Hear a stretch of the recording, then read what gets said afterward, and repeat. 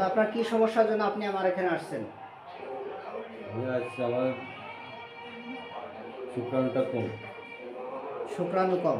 বন্ধুরা, আমার দাদা ভাই আসছে, ওনার এই রিপোর্টটা দেখাচ্ছি। ওনার এই শুক্রাণু কম, অ্যাজোস্পার্মিয়া।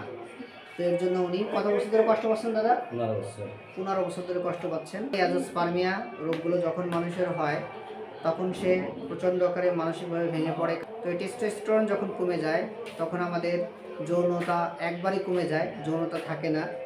একবারে শুক্রাণুগুলো যখন কমে যায়, আপনারা জানেন শুক্রাণু সাধারণত থাকে আমাদের 55 থেকে 60%।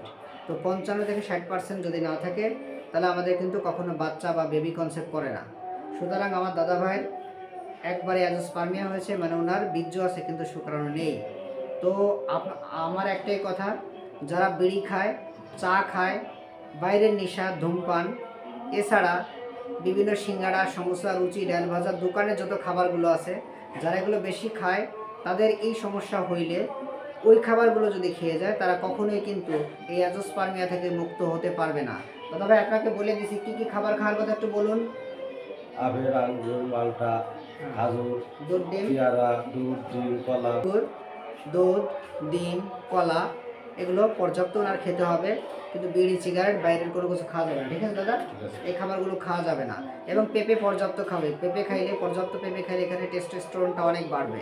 সুতরাং এই খাবারের পাশাপাশি ওনাকে আমি কিছু ব্যায়াম শিখিয়ে দিয়েছি এবং ব্যায়ামও করতে হবে। আর খাদ্যাভ্যাস পরিবর্তন করলে আশা করা যায় এই টেস্টোস্টেরন পাওয়ারটা বেড়ে যাবে এবং এই অ্যাজোস্পার্মিয়া আস্তে আস্তে হয়তো শুক্রাণুগুলো চলে আসতে পারে। আর শুক্রাণু চলে আসলে হয়তো সে বাবা হতে পারে।